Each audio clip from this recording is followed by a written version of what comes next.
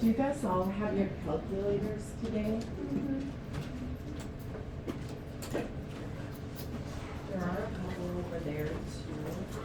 The first type of problem that we go over, you need a calculator for.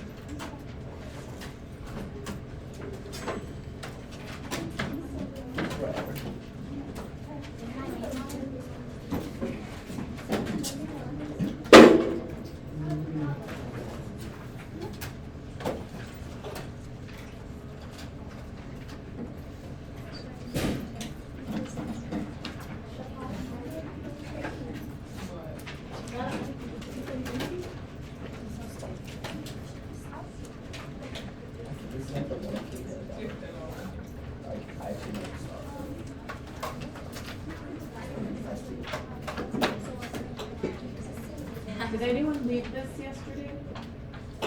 No?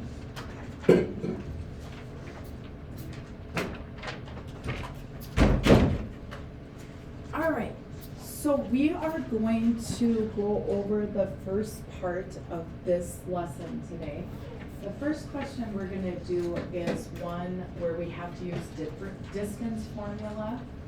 And that one you won't see a lot, like as far as your homework goes or on a test or a quiz, because they take a while. And then after that, we're going to do some proofs for this chapter, and you'll be able to see how these proofs are different than the ones that we did in chapter 2.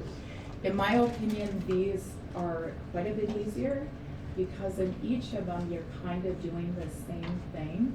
And you'll notice that there's a lot of steps that we go over that are in a proof that end up being ones that just repeat themselves. And if those of you that are working hard and have a good memory are going to just recognize those.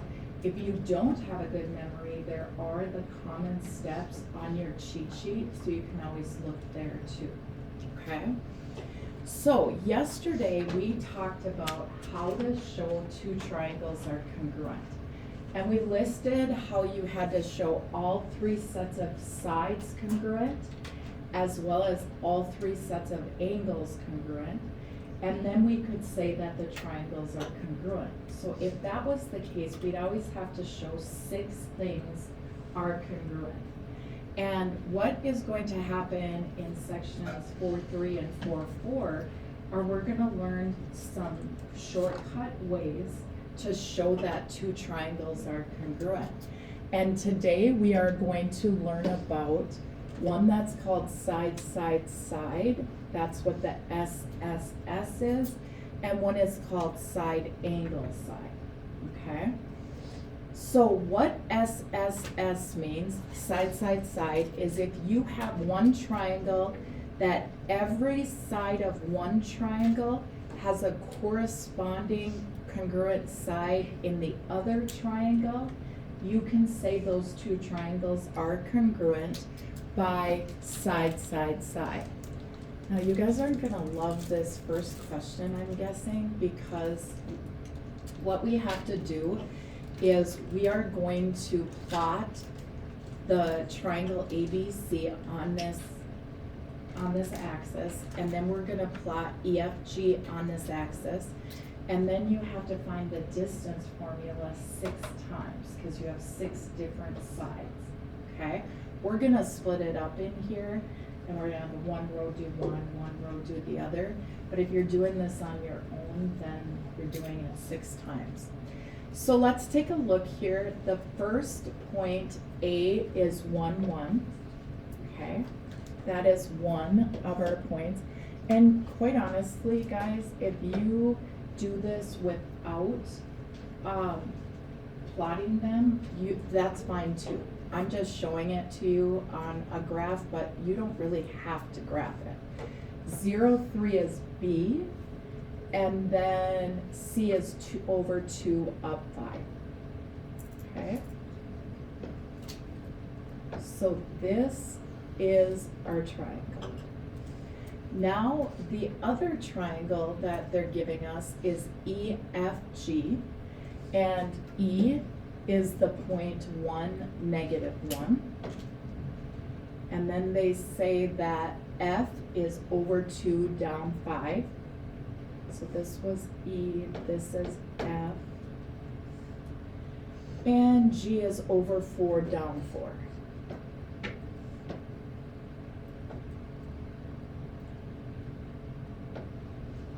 Okay, so those are our two triangles, and what we're trying to figure out is, are they congruent? So what we're gonna do here is I'm gonna have the first row find the distance between A and B. Okay, then I'm gonna have the second row here find the distance between B and C. The third row is gonna find the distance between A and C. And then down here, we'll have you guys do EF, the fourth row over. And then the fifth row will be FG. And the sixth row will be EG. Now, do you guys feel like I should do one of them? Like, do you remember doing distance formula? You guys are okay with that? So like if you're, remember this is the distance formula right here. Okay? And remember to always keep your, keep stuff in parentheses to make sure that you are squaring it. And also make sure you're subtracting like the x's and subtracting the y's. I think I'll actually do AB just so you have one to look at. A is the point 1, 1. And B is the point 0, 3. So when I subtract my x's, I could go 0 minus 1 in parentheses squared plus, then I'd subtract my y's the same way, 3 minus 1 in parentheses squared. Then 0 minus 1 is a negative 1, and we have to square that. 3 minus 1 is 2 squared. Now this is super important. When you square a negative number, if you're doing it on your calculator, you have to put that negative number in parentheses when you square it, okay? So if I squared negative 1 squared, it would be 1. When you square a negative, it's always positive. And then it's plus 2 squared is 4, and we're gonna leave that as the square root of 5. Okay? Don't take the actual square root and round it to 2 places. Just leave it as the square root. Unless if it were like square root of 4, which is 2, then you can do that.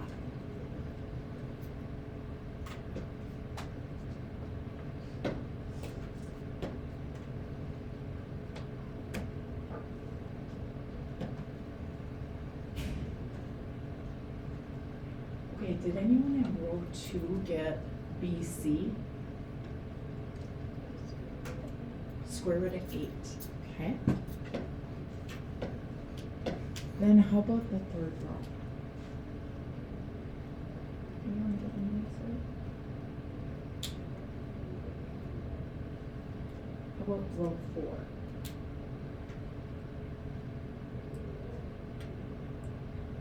Anyone? Row 5, square root of 13, square root of 113, and then FG, square root of 18. Okay. Oh, I put those on the wrong ones, I think. Yeah, I did.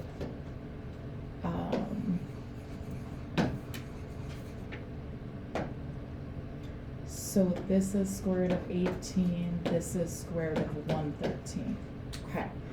Now, actually, I want to say FG is not correct. So I'll redo FG. And then I'm gonna have to do AC and EF. So AC, A is the 0.11, and C is over 205. So what we would do there for our distance, we can subtract any way here, so I could go 2 minus 1 squared plus 5 minus 1 squared. Okay? 2 minus 1 is 1 squared. 5 minus 1 is 4 squared. Okay? 1 squared is 1. 4 squared is 16. 1 plus 16 is the square root of 17. So that's what this one is going to be. Did anyone get that in the third row? Square root of 17. Okay. Then in the fourth row, we had to do EF. And E was the 0.1, negative 1. F is the 0.2, negative 5. And we're going to find the distance there, okay? Again, how you subtract your x's doesn't matter as long as you're consistent. So I'm going to go 1 minus 2 squared plus negative 1 minus, so this is where it gets a little confusing. It's negative 1 minus a negative 5. So, and then that squared. So you can't forget those negatives when you're doing this. So 1 minus 2 is a negative 1 squared. Here, 2 negatives in a row become positive. Negative 1 plus 5 is 4 squared. Okay? Negative 1 squared. Whenever you square a negative, it's positive. So this is 1. 4 squared is 16. So this is the square root of 17, and that's for EF. Now, what we are looking for here is for this to be congruent. One of these distances here has to match up with one of these distances down here. And so far, if you notice, these two are the same, and that's it. So, let's redo FG, because I think that's a high number. So let's redo FG. So F is, we'll do it over here. F is 2, negative 5.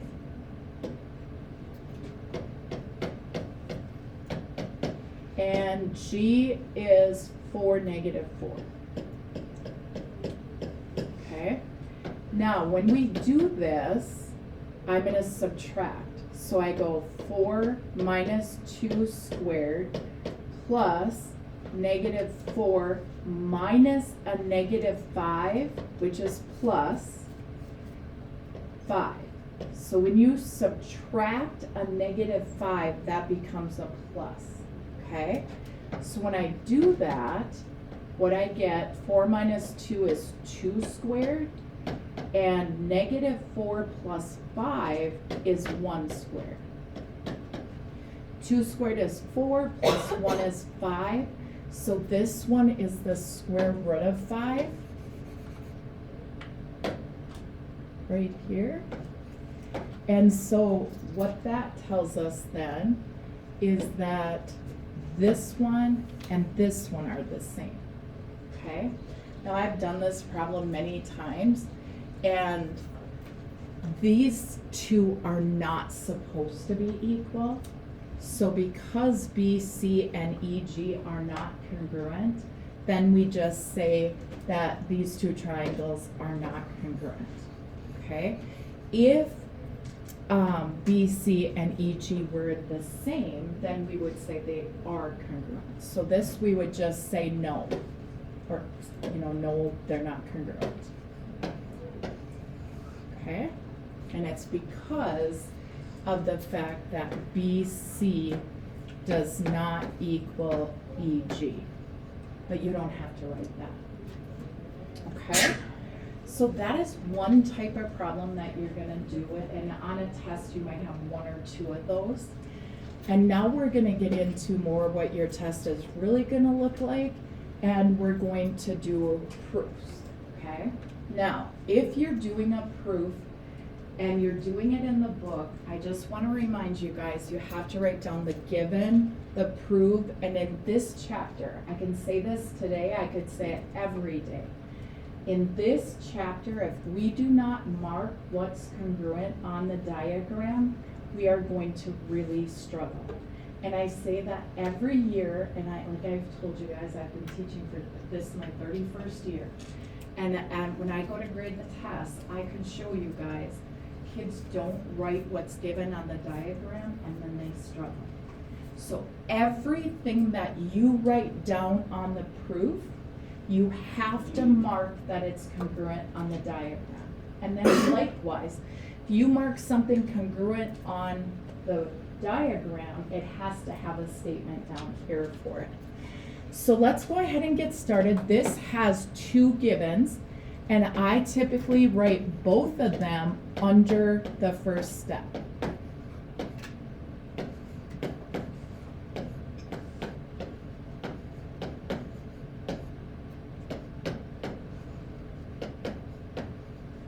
Okay. Now, some proofs have those two things marked, others don't. And this is important too. If Q, U, and AD are congruent, you're gonna mark those with maybe one dash each. In fact, here they did 2 dashes each. Then I have another set of sides that are congruent, and there I'm gonna use a different number of dashes. I can't just mark everything with one dash that's congruent, because I have to see which ones are congruent to which. So these two have a different amount of dashes, okay? Now, yesterday I talked about some steps that you can use. We talked about one in particular. Do you guys remember something that I could mark that would be congruent on there? Alex? Or Lexi, sorry. Reflexive property? Yes. So UD is congruent. Very good. So UD is congruent to UD. Anytime two triangles share a side, you can say the two are congruent, and it's called, and you can just go REF for reflexive, and then you do have to write prof. Okay? Now, what we know from this chapter, from this section, is if we ever know that the 3 sets of sides of one triangle are congruent to the 3 sides of another triangle, that is all we need to know to say the triangles are congruent. Do you guys get, I have 1 set of sides, 2 sets of sides, and then this is our 3rd set of sides? So all 3 of them are congruent, so I can go ahead and finish my proof. So what I do then is I take this. This is called our congruent statement, and I would bring it down for my 3rd step, and I'd write it, okay? Exactly how it looks up there. I would say triangle QUD is congruent to triangle ADU. And from what we know so far, what we look at is what one are we gonna use, and right now we only know one of them. And it's side, side, side. That's what we used, so this would be SSS. Okay, and you're done. Okay, and in every one of these, you guys, you're trying to solve the triangles congruent, so you're gonna have very similar in each one. Okay, so we are gonna learn a couple new steps, but for the main thing, you're kind of doing the same stuff. So now I have this one, and if you guys notice, I have 1, 2, 3 givens. When you have 3 givens, I strongly suggest you write one underneath the other. So you're gonna have 1, 2, 3. You can put them all for step 1, but I just wouldn't write them in a line. So I'm gonna say GH is congruent to KJ, HL is congruent to JL, and L is the midpoint of GK. Okay. Now if you guys look at this, you'll notice this is a proof that has nothing marked. So that means we have to go in and mark that. So the first thing we know here is that GH is congruent to KJ. Okay? They also tell us that HL is congruent to JL. Okay? And then they say L is the midpoint of GK. So here's another thing. If you mark something on the diagram, you have to have a step for it in the proof. And then another thing I just want to point out is anytime you see that you have a midpoint, that means you're going to use midpoint theorem. Anytime you see that you have a midpoint, you have to use midpoint theorem. So when L is the midpoint of GK, what does that mean? That's GL and LK. Very good. GL and LK are congruent.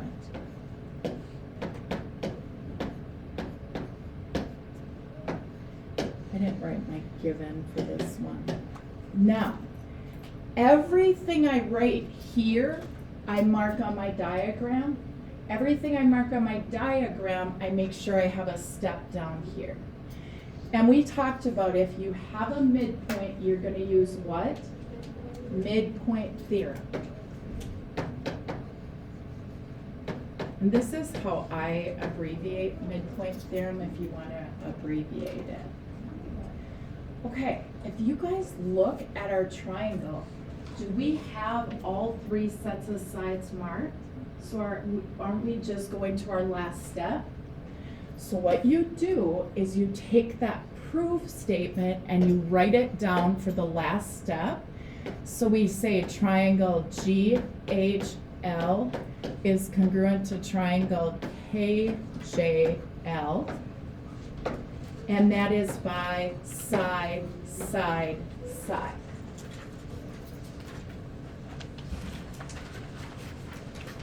Okay? Now, let's go, we're gonna learn our second way that is a shortcut way to show that triangles are congruent. And this one is called SAS. Some kids call it SAS, but it really just means side, angle, side. But it's not just any angle. It has to be the angle that is right in between the 2 sides. Angle has to be between the 2 sides. Okay? So that angle is right in between. So it's side, angle, side. The angle's right in between. So it's side, angle, side. Here's another example. Side, angle, side. Side, angle, side. So for today, the ones that we know is we know side, side, side, and we know side, angle, side. Those are the 2 we are learning today. So let's go down and try a proof with this. And let's write our given first. And again, I would write those on 2 separate lines.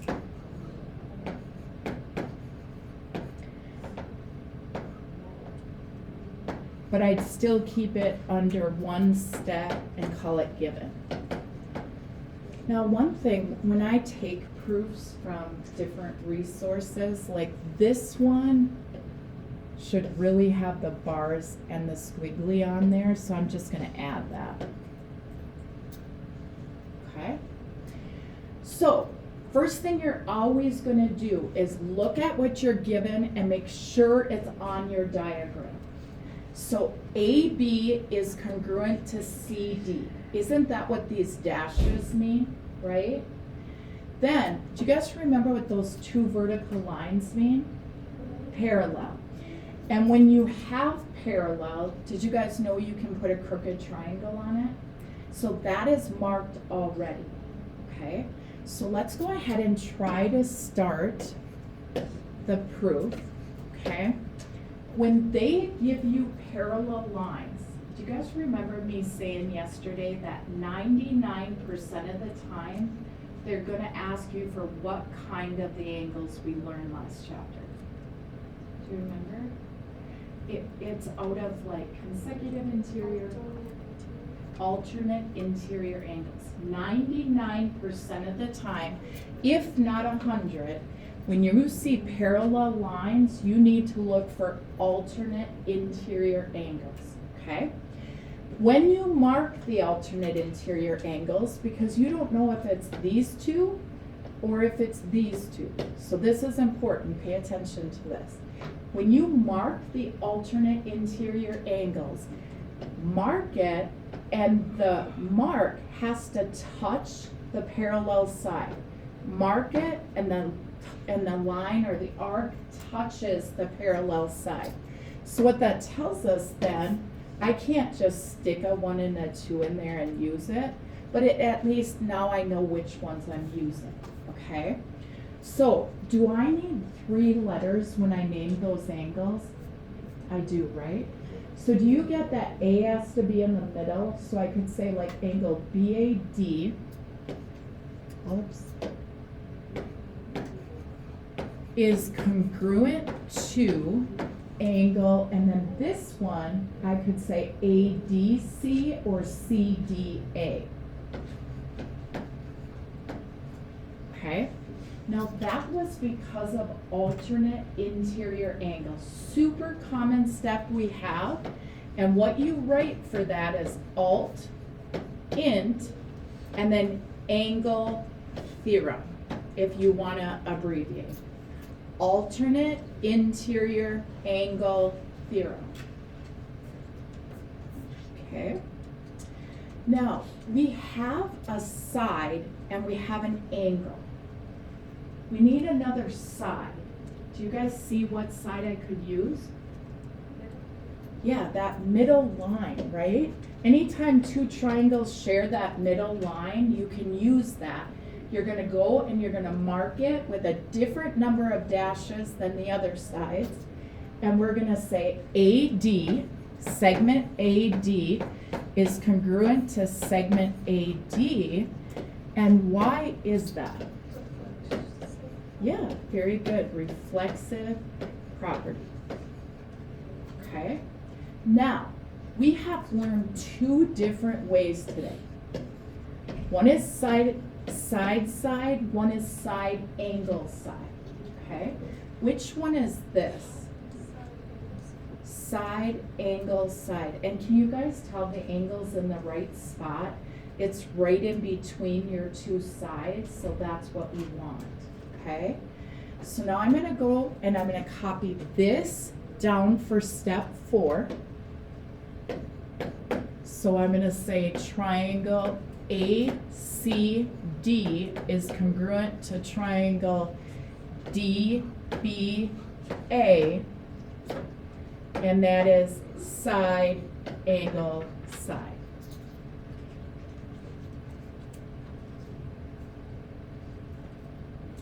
And then you're done.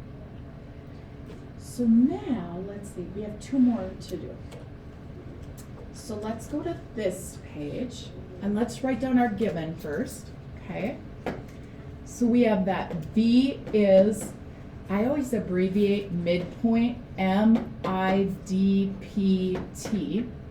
of YZ, and V is the midpoint of WX, and that is given. Okay. Now, when you get a midpoint in a proof, you have to have a step for what? Do you remember what I said? You'd have to have a step saying what that means for each one, but do you remember what that step would be called? Midpoint theorem.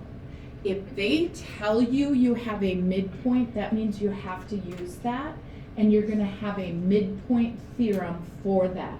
So we're gonna have two separate midpoint theorem steps. Now, here's what they're telling us. And by the way, I cut and paste this diagram. This should look like a straight line, and this should look like a straight line, but when I copied it, it kind of got a little goofy. But they say V is the midpoint of WX, so that would mean this is congruent to that by midpoint theorem. So let's write that. So we're gonna say WV, segment WV, is congruent to VX, segment VX, and that is midpoint theorem. Now, if we want to, we have a second midpoint theorem, and we could just write that under here and not put another step, or you could do two different midpoint theorems. But what I'd have to realize here is if V is the midpoint of YZ, that also means that this is congruent to that. And like I said, this should be a straight line, it's just distorted, okay? So I can say YV is congruent to VZ. And again, midpoint theorem, but if you wanted to do step 3 and do a 3 and midpoint theorem, that would be fine too. Okay? Now we have something up there that we have not talked about yet in this chapter. That is another common step. Okay? And here's where kids struggle on these proofs, so please listen to this. They will just start saying, well, I bet if these two sides are congruent to these two sides, I could say those two sides are congruent. You can't do that. You have to have a reason for marking something. And whatever you mark up here, you have to have a step down here. Do you guys see something that is congruent that we know for sure? Yeah. Vertical angles, very good. So this is something we haven't talked about yet, but those two angles are congruent. I have to use 3 letters when I name those angles, okay? So I'm gonna say angle YVW, angle YVW is congruent to angle XVZ. And how you write that order, if you had said ZVX, that's fine, as long as V's in the middle. XVZ. Now this is a step we have not talked about yet, but you're gonna just get used to these common steps.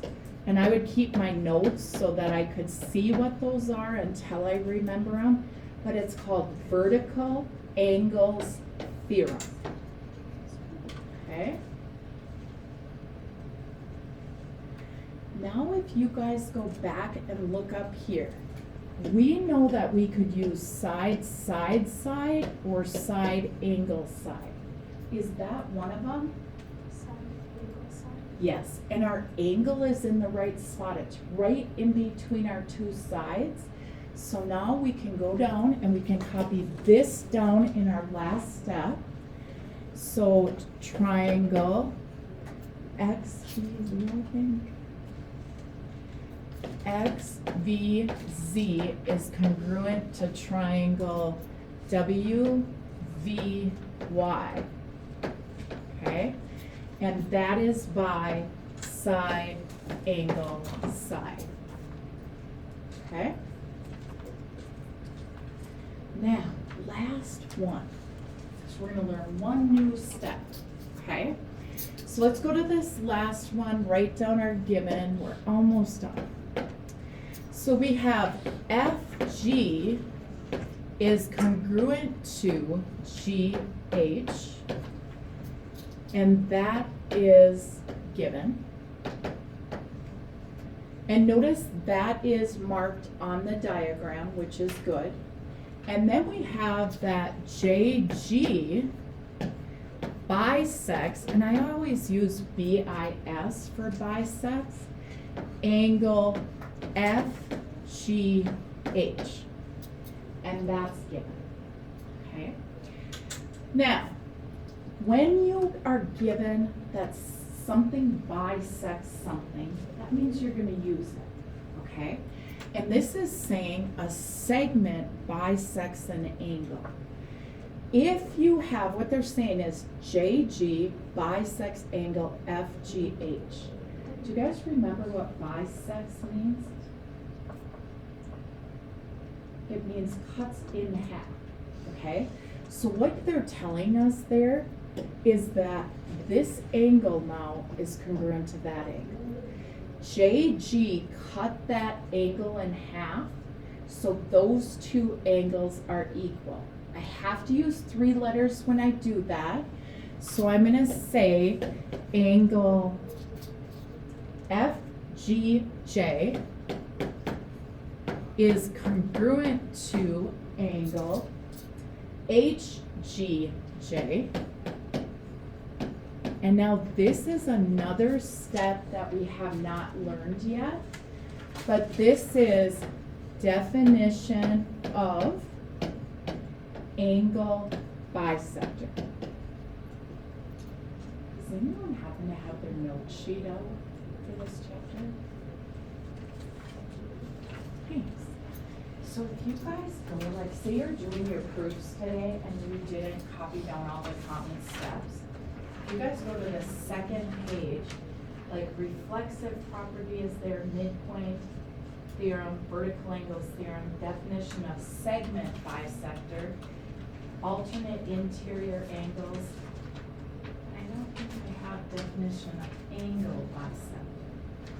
So you guys might want to just add that, maybe underneath the definition of segment bisector on your second page, that there is also an angle bisector, definition of angle bisector.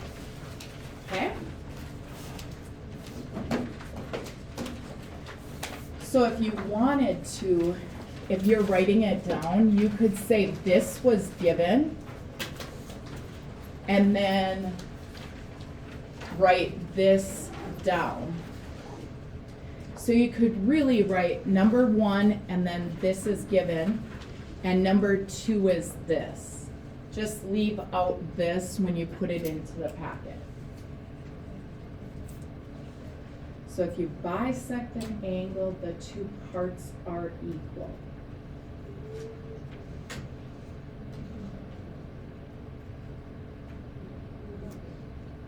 And you can always use that note sheet if you're looking for common steps. That should have the majority, if not all of them. Okay? All right.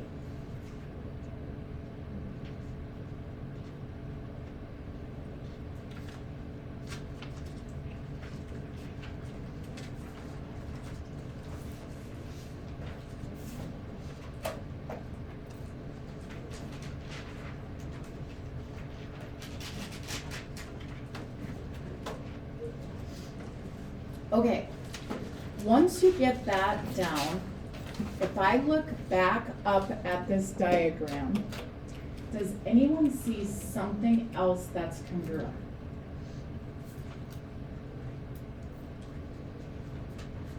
Natalie? Very good. And what is that called? When something, yes.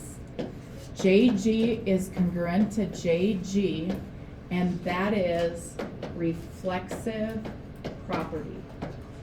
And then our last step would just be going back and writing down triangle FGJ is congruent to triangle HGJ, and which one did we use? Did we use Side, side, side, or side angle side? Side angle side. So there are some new steps you guys have learned, but you will get used to those, okay? Because you'll do them enough, or you'll use your sheet. Now, let me explain this to you guys. These problems are in your book, okay? There is a link in Schoology to this worksheet. It's a one-sided worksheet. You're gonna, oh no, I think I made these.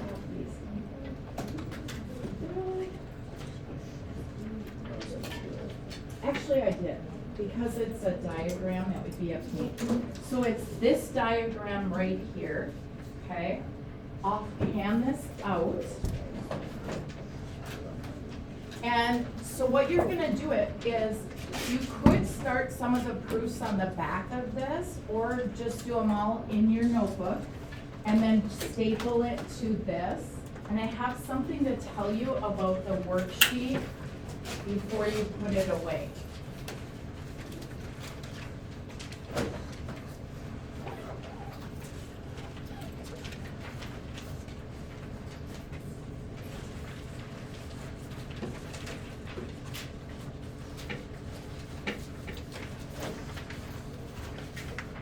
Okay, so I want to point out something on this worksheet, just so you guys know how to do it.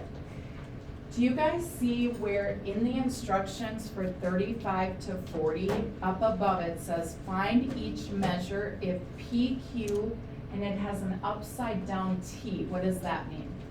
Perpendicular.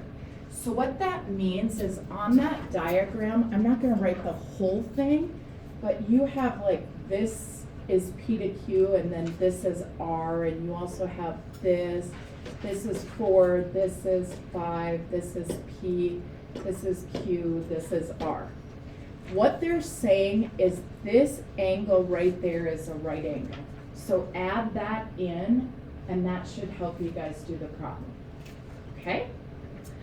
All right, so how bad was it, you guys?